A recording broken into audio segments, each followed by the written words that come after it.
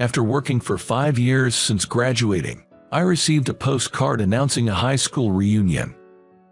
I realized I had never attended any reunions since graduation. I am Jacob. Since my university was in the Midwest, I decided to work for a consulting firm in the same area.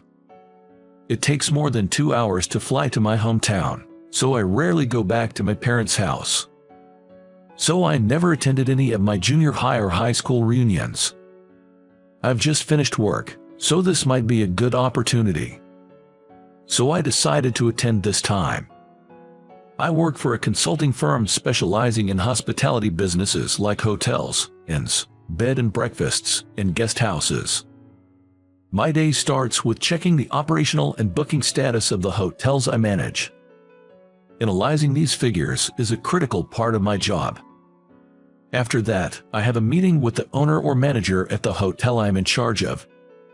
It is also an important job to actually go to the hotel and check on the employees and the condition of the hotel's facilities. Then, while having a meeting with the person in charge of the hotel, we come up with new plans and strategies together. Once we have detailed improvements and new plans, etc., I return to the company and create a formal proposal. Once the proposal is completed, I have another meeting at the hotel. My job involves visiting accommodation facilities throughout Japan throughout the year, so perhaps the best way to describe it would be to travel from place to place. July and August are the summer holidays, so accommodations are busy. On the other hand, consulting jobs get busier after summer vacation and into winter vacation. I thought I would be able to attend a class reunion in August and also go home. On the day of the reunion, when I entered the venue, half of the class had already gathered. "Hey, long time no see." Approaching with a beaming smile was Bob. "Oh, long time no see. How have you been?" Bob and I were doubles partners in the table tennis club during high school. As we caught up with each other's recent happenings, a few girls gathered around us. "Hi." Just then, my eyes met with one of the women. "Jacob, it's been a while, hasn't it?" The one who spoke first was Amelia. Actually, she was my high school girlfriend. I went to a university in the Midwest, and Amelia attended a local community college. Eventually, our long-distance relationship didn't last long. We parted somewhat spontaneously. "Oh, long time no see. How have you been?" "Yeah. Did you end up working in the Midwest, Jacob?" "Yes. What about you, Amelia?" "After I graduated from community college, I worked for a little over 3 years at a French restaurant in the next town, but my grandmother's health hasn't been great, so now I'm helping at her restaurant. My parents live in a different state due to work and can't come here often, so I'm looking after grandma and the restaurant." "I see. That must be tough. How's your grandma doing?" "She's much better recently." As we talked like this, the guys around started saying, "If Amelia's at the restaurant, maybe we should visit." I might go too, and the conversation got more animated. Then, "Wow, you guys want to go to that rundown restaurant? It's so old it could close down any time," a mean voice said. It was Abby. Abby's parents run a big company around here, and she's always been snobby and looked down on others, a type I've never liked. "Abby, that's not a nice way to talk." As I said this, Abby got even more agitated and continued her insults. "Well, it's true. The place is old and run down, and what if cockroaches come out there? No one would want to eat at such a poor-looking restaurant," she said condescendingly. Then Amelia retorted, "That's horrible. Don't say such irresponsible things." The area went silent for a moment. Abby, possibly drunk, said, "I'll get some drinks," and went to the bar area, poured herself a full glass of wine, and walked back towards us, glaring at Amelia. "Huh?" It seemed Abby wasn't done yet. "She doesn't have to come back." I was about to leave, when I tried to push her back by saying, "Amelia, let's move to the other table." Abby stumbled. "Oh no." I instinctively stepped in front of Amelia. Splash.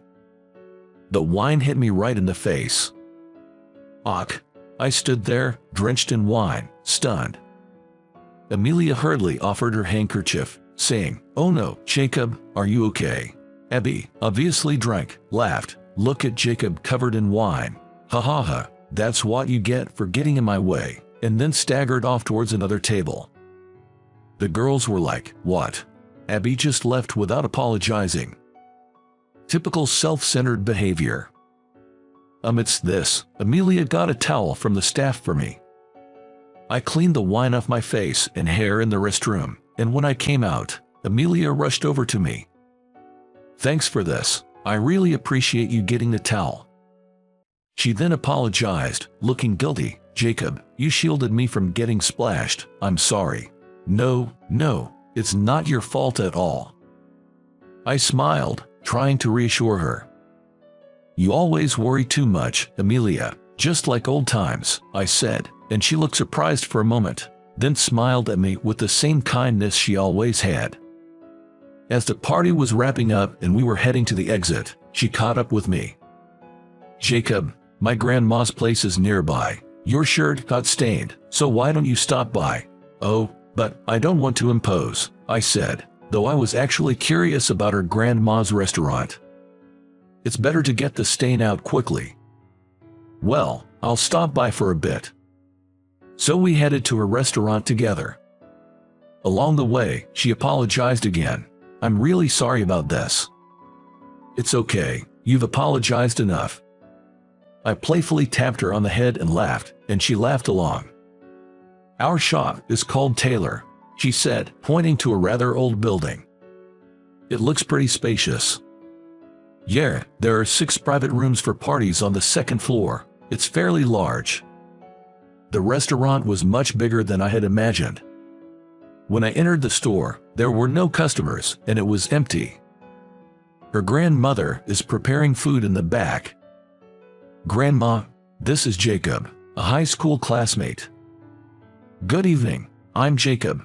Sorry to bother." "Welcome, you were at the reunion together today." Her grandmother had the elegant and calm demeanor of a traditional woman. "Grandma, Jacob's shirt got stained with wine." "Oh dear, we need to treat that quickly. Jacob, can I take your shirt?" I took off my shirt and handed it to her. "Amelia, remember this too. Mix liquid oxygen bleach with baking soda powder and knead well. Once it turns into a paste, apply it to the stain with a toothbrush and tap it gently, making sure not to scrub. Then, pour a solution of citric acid dissolved in water over the stain. Finally, rinse thoroughly with water and dry it with a hairdryer." She explained as she worked, and quickly removed the stain. It was amazing. Like a professional cleaner. As I stood there amazed, Amelia handed me the dry shirt, saying, "Grandma's amazing."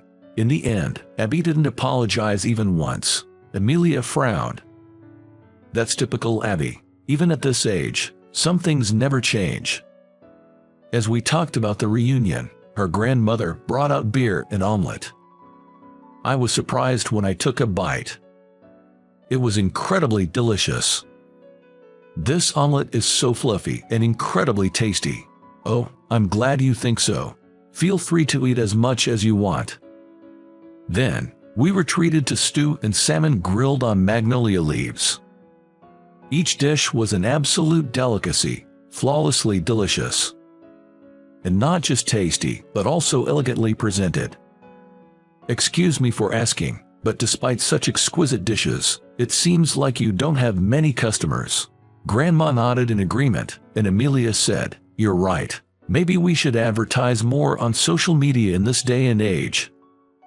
She then said seriously, "We're really struggling with the business. Even though the cost of vegetables and seafood has skyrocketed, Grandma absolutely refuses to raise prices, and we don't have many customers." "I see, but you don't want to lose this place. If I lived in this town, I'd visit every day or every week. It's that good." They both seemed pleased when I told them this. I was thinking about what I could do for this restaurant. It must be fate that brought me here today. I wanted to help these two people who were having a trouble. That's it. An idea popped into my head.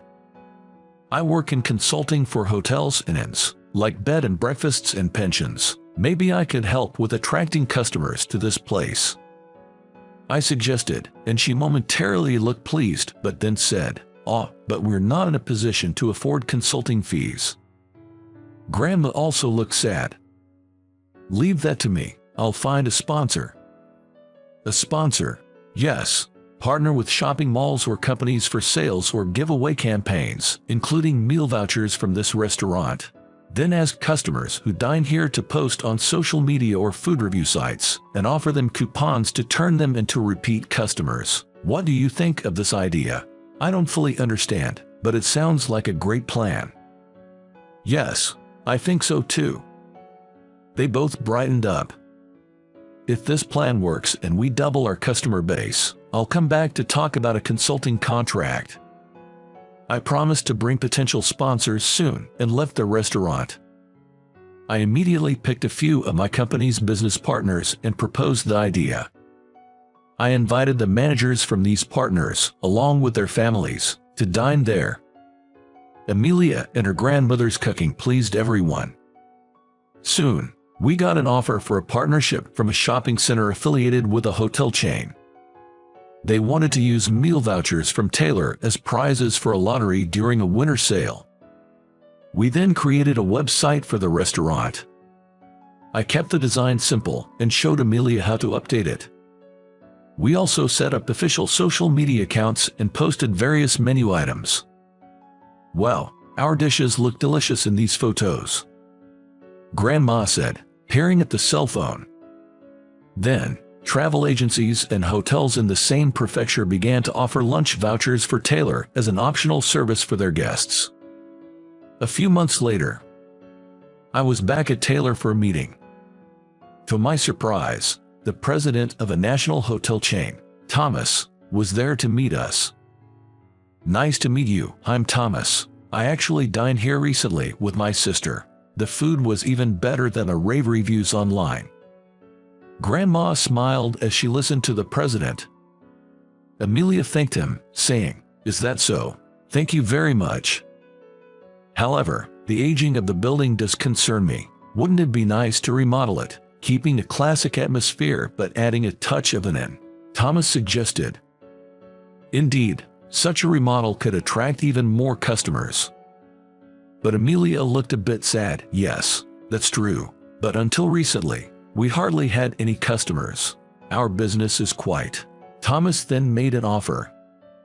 "I know.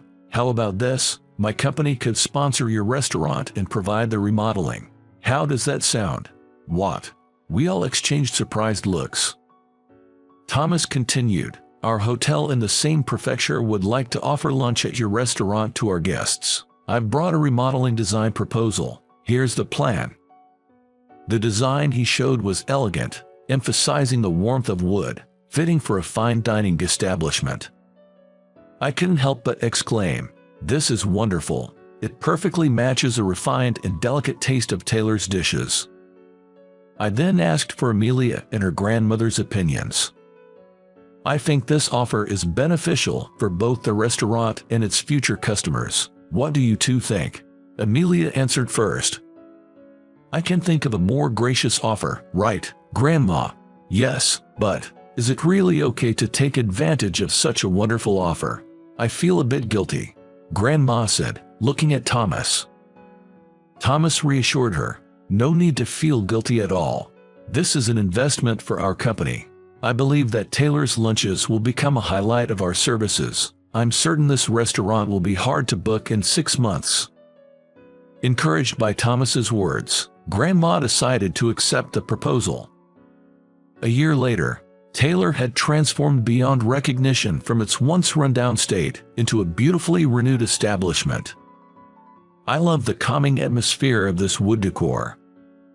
Yeah, it's blissful to enjoy such delicious food in this soothing environment. The package deal combining a meal at Taylor with a hotel stay proved to be more popular than anticipated. Many customers returned, and now regulars were increasing. leading the restaurant to adopt a reservation-only system. Naturally, the number of chefs increased, and Grandma's recipes were being passed on to the younger cooks. Grandma, stimulated by the new environment, began coming up with more innovative recipes. Seeing the restaurant's success, the parents of the locally famous Abby, thinking that the restaurant business was profitable, opened a large restaurant next to Taylor. However, it was deserted and closed within a few months. The debt incurred became a burden, and it became well known locally that the once grand mansion of Abby's family was put up for sale. Abby's whereabouts and activities now remain unknown. As for me, I still hadn't mustered the courage to ask Amelia to start over, but I feel the day I'll make my second confession to her is close. I want to continue seeing Amelia and her grandmother's smiles forever.